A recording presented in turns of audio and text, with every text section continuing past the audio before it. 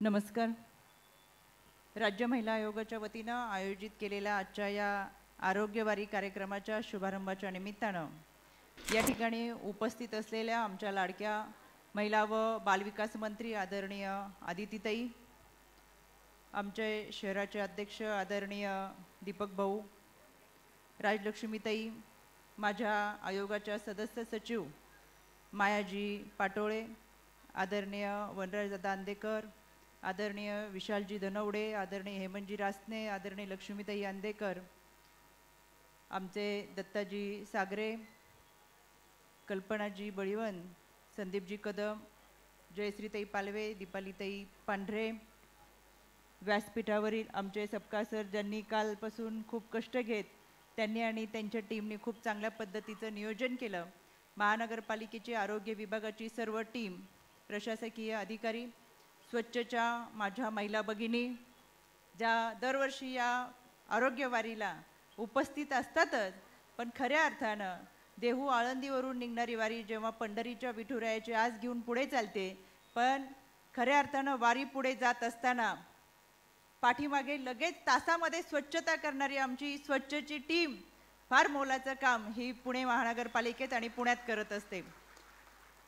या कार्यक्रमाचं आयोजन करत असताना अतिशय चांगल्या पद्धतीचं नियोजन ज्यांच्या मार्गदर्शनाखाली झालं ते आमच्या वॉर्ड ऑफिसर अस्मिताजी तांबे, व्यासपीठावरील सर्व सन्माननीय सदस्य पदाधिकारी, या ठिकाणी उपस्थित असलेले माझ्या विधानसभा अध्यक्ष पदाधिकारी आणि कार्यकर्ते. आरोग्यवारीचे हे 3रं वर्ष आहे. मी स्वतः वारकरी संप्रदायाच्या कुटुंबातली आणि जेव्हा संतश्रेष्ठ ज्ञानेश्वर माऊलीची पालखी आमच्या हडपसर भागातून जेव्हा जायची तेव्हा थोडा वेळ का होईना त्या पालखीबरोबर मी प्रवास केला. लहानपणी मनामध्ये काय विचार यायचा की शेगाव असेल, मुक्ताईनगर असेल, या भागातून ज्या वारी निघतात त्या आपल्या देहू आळंदीच्या वारीपेक्षा 10 ते 12 दिवस अगोदर निघतात आणि या वारीमध्ये पुरुषांच्या बरोबरीने महिलांची संख्या देखील फार मोठ्या प्रमाणातली आहे. या जवळजवळ 40-45 दिवसाच्या वारीच्या प्रवासामध्ये एकटा तरी महिला भगिनींना मासिक पाळीला सामोरं जावं लागतं आणि जेव्हापासून कळत होतं तेव्हापासून हा मनामध्ये प्रश्न होता की वारीत चालणारे या महिला भगिनी या 4 दिवसाच्या पाळीच्या दिवसांमध्ये त्यांचे स्वच्छतेचं नियोजन कसं करत असतील, त्यांना चेंजिंग रूम कुठे मिळत असतील, त्यांच्यासाठी नानी घर कुठं असतील. पण वारीमध्ये ही सुविधा फारशी कुठे दिसत नव्हती. सुदैवानं राज्य महिला आयोगाचे अध्यक्ष म्हणून काम करण्याची संधी मला मिळाली आणि पहिल्याच वर्षी वारीमध्ये चालणाऱ्या लाखो महिलांसाठी दर 1 ते 1.5 किलोमीटरच्या अंतरावरती सॅनिटरी नॅपकिन वेंडिंग आणि बर्निंग मशीन उपलब्ध करून देत वारीत चालणाऱ्या महिलांना मासिक पाळीच्या दिवसात खऱ्या अर्थानं ही आरोग्याची वारी सुखदायक व्हावी यासाठी प्रयत्न केला. दरवर्षी या निवडुंगा विठोबा मंदिराच्या परिसरामध्ये आपण आरोग्यवारीचा शुभारंभ करतो. मला आमच्या मंत्री महोदयांना सांगायचं आहे की आत्ता आपण जसं उद्घाटन केलं, या कक्षामध्ये हिरकणी कक्ष आहे जो स्तंधा मातांसाठी आहे किंवा अनेक लेकरूवाळी माऊली कडेवर लेकरू घेऊन या वारीमध्ये सहभागी होतात, त्यांच्यासाठी हा हिरकणी कक्ष अत्यंत उपयोगी आहे. अनेक वृद्ध महिला भगिनी देखील वारीमध्ये सहभागी होतात, त्यांच्यासाठी 20वा कक्ष आहे. आपण पाहिलं sanitary napkin vending burning machine तर आहेतच, पण प्रत्येक स्टॉलवरती सॅनिटरी नॅपकिन उपलब्ध होईल अशा पद्धतीची व्यवस्था करण्यात आलेली आहे. यामध्ये महिला वारकऱ्यांची संख्या फार मोठ्या प्रमाणात आहे. यासाठी कुठे त्यांना आपल्याला कोणीतरी त्रास देते किंवा गर्दीत काही छेडछाड होतीये असं जाणवत असेल तर त्यांच्यासाठी हेल्पलाईन नंबर आहेत. पण ह्या हेल्पलाईन नंबरची माहिती बऱ्याच वेळा गर्दीत कळत नाही, म्हणून आम्ही ज्या रस्त्याने वारी जाते त्या दोन्ही बाजूला जगद्गुरू संत तुकाराम महाराज आणि संत श्रेष्ठ ज्ञानेश्वर माऊलींच्या दोन्ही पालखीमध्ये दर्शनी भागामध्ये ह्या हेल्पलाईन नंबरची व्यवस्था केलेली आहे. त्याचबरोबर मोबाईल स्क्रीनसुद्धा देहू आळंदीपासून जी सुरू होणार ती मोबाईल व्हॅन स्क्रीनसहित ही अगदी पंढरपूरपर्यंत या वारीबरोबर चालणार, ज्याच्यामध्ये कायदे सुव्यवस्थेबरोबरच हेल्पलाईनची माहिती दिलेली आहे. तात्काळ कोणाला माहिती मदत हवी असेल तर ती या स्क्रीनवरती उपलब्ध होणार आहे. या वारीमध्ये निर्भया पथक, बीट मार्शल यांची देखील मोठ्या प्रमाणात तरतूद करण्यात आलेली आहे, जेणेकरून महिला वारकरी चालत असताना त्यांना अतिशय चांगल्या पद्धतीचा ही वारी पार पाडत असताना कोणत्याही पद्धतीचा त्रास होऊ नये आणि वारी चांगल्या पद्धतीने पार पाडावी, हा त्या पाठीमागचा हेतू आहे. एकंदरच ही आरोग्याची वारी अतिशय चांगल्या पद्धतीने पूर्ण होती. हे तिसरं वर्षही मला समाधान वाटते. पहिल्या वर्षामध्ये आमची थोडी तारांबळ झाली होती. महानगरपालिकेने आम्हाला चांगल्या पद्धतीचं सहकार्य केलं, पण आता गेल्या 2 वर्षाचा अनुभव लक्षात घेता महानगरपालिकेने आम्ही सांगण्यापूर्वीच नियोजन अतिशय उत्तमरित्या केलं आणि चांगल्या पद्धतीचं नियोजन पुणे असेल, सातारा असेल आणि सोलापूर कलेक्टर विभाग असेल, आयुक्त विभाग असेल यांच्या माध्यमातून आरोग्य विभाग असेल, अतिशय चांगल्या पद्धतीचं नियोजन केलेलं आहे. मोबाईल टॉयलेट्स आणि नाणीघराची उपलब्धता मोठ्या प्रमाणात केलेली आहे. त्याच्यामुळे पूर्वी मुक्कामाच्या ठिकाणी पालखी थांबायची तर दुसऱ्या दिवशी उघड्यावरती महिलांना आंघोळ करावी लागायची. आता तसं होत नाहीये. मोठ्या प्रमाणात नाणीघर उपलब्ध करून दिल्यामुळे अतिशय चांगल्या पद्धतीची व्यवस्था ही महिलांची होतीये. आणि हे सगळं नियोजन पाहण्यासाठी मी स्वतः पंढरपूरमध्ये नातपुता असेल, फलटणचा काही भाग असेल, इंदापूर असेल, वाखरी असेल, या भागामध्ये स्वतः मी पायी वारी चालते, ज्याच्यामुळे खऱ्या अर्थानं वारकरी महिला भगिनींचा प्रश्न अजून आपल्याला तळागाळात जाऊन जाणून घेता येतील आणि त्याच्यावरती काही काम करता येतील का, याच्यासाठी राज्य महिला आयोग कटिबद्ध आहे. गेल्या 2.5 वर्षाचा कालावधी मला आयोगाच्या माध्यमातून काम करण्याची संधी मिळाली. या 2.5 वर्षाच्या कालावधीमध्ये आम्ही ह्युमन ट्रॅफिकिंगवरती फार मोठ्या प्रमाणात काम केलेलं आहे.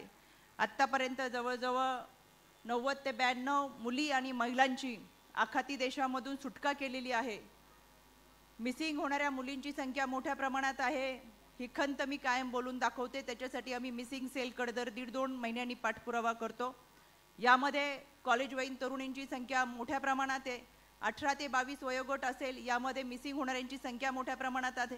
त्याच्यासाठी शाळा कॉलेजच्या कॅम्पसमधील अवेअरनेस प्रोग्राम असतील, शिक्षक पालक संघटना असतील, यांच्यासाठी चांगल्या पद्धतीची माहिती देत खऱ्या अर्थाने एक संवाद या विद्यार्थी आणि पालकांमध्ये घडवून आणण्याचं काम या उपक्रमाच्या माध्यमातून केलं जातं. सायबर क्राईम मोठ्या प्रमाणात वाढतोय. आपण पाहतोय 2 वर्ष लॉकडाऊन असताना आपल्या विद्यार्थ्यांना आपण शिक्षण हे ऑनलाईन पद्धतीने दिलं, पण शिक्षण घेताना नको असलेल्या जाहिराती त्या स्क्रीनवर सातत्याने येतात आणि नको असलेल्या वेबसाईट मुलं आता पाहत राहतात.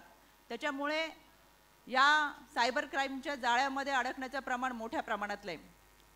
अनोळखी व्यक्तीची फ्रेंड रिक्वेस्ट स्वीकारणं, त्याच्याशी चॅटिंग करणं, नको असलेल्या अवस्थेमधले फोटो पाठवणं आणि नंतर समोरच्या व्यक्तींनी ब्लॅकमेलिंग करत खऱ्या अर्थानं आयुष्य आणि कुटुंब उद्ध्वस्त होतं. यासाठी सायबर क्राईमच्या माध्यमातून राज्य महिला आयोग हे महाराष्ट्रातलं पहिलं आयोग ज्यांनी मेटाबरोबर टायअप करत एक सायबर सुरक्षा हा उपक्रम महाराष्ट्रभर राबवला आणि विद्यार्थ्यांपर्यंत पोहोचवत असताना खऱ्या अर्थानं त्यांच्यामध्ये जनजागृती निर्माण केली. आज आयोगाच्या माध्यमातून अनेक उपक्रम राबवले जातात. ते शाळा कॉलेजमध्ये विद्यार्थ्यांपर्यंत पोहोचत खऱ्या अर्थानं त्यांना या स्पर्धेच्या जगामध्ये वावरताना या दुनियेची ओळख करून देणं, खरं काय खोटं काय हे समजलं पाहिजे, ही भूमिका मांडणं हे फार महत्त्वाचं आहे आणि म्हणून त्याच्यासाठी जनजागृती आयोगाच्या माध्यमातून केली आहे. विधवा महिलांचा संदर्भातला ठराव, विधवा प्रथा बंद झाल्या पाहिजेत, याच्यासाठी राज्य महिला आयोग सातत्याने पाठपुरावा करतोय आणि म्हणून आम्ही राज्य महिला आयोगाच्या वतीनं कलेक्टर ऑफिसमध्ये पत्र पाठवून ग्रामसभेमध्ये हे ठराव करावेत आणि प्रत्येक गावामध्ये विधवा प्रथाच्या विरोधातला ठराव मान्य करून घ्यावा, जेणेकरून कोणत्याही महिलेच्या पतीचं निधन झालं तर त्या महिलेच्या पतीला अग्नी दिल्यानंतर त्या महिलेच्या कपाळाचं कुंकू पुसता कामा नये. तिला खऱ्या अर्थानं हे सौभाग्याचं लेणं घेऊन जगण्याचा अधिकार आहे. गळ्यातलं मंगलसूत्र तसंच राहावं, पायातले जोडवी तसेच राहावेत आणि हातातल्या बांगड्या सुद्धा तशाच राहाव्यात, कारण पतीचं निधन झाल्यानंतर तिचं सर्वस्व संपलेलं असतं, पण तिला लहान लेकरांना बरोबर घेऊन जगायचं असतं आणि म्हणून या दुनियेमध्ये जगत असताना ही लढाई खऱ्या अर्थानं तिची सार्वर्थाने पूर्ण करण्यासाठी केवळ हे सौभाग्याचे अलंकार सुद्धा तिला जगण्याची ताकद देतील आणि म्हणून हा ठराव महाराष्ट्रातून करून घेत असताना पहिल्याच दिवशी जवळजवळ 5,500 ग्रामपंचायतीने हे ठराव राज्य महिला आयोगाकडे पाठवले. मी त्यांचे मनापासून आभार व्यक्त करते. विधवा प्रथाबरोबरच बालविवाहाच्या विरोधात सुद्धा फार मोठी मोहीम आपण सुरू करतोय.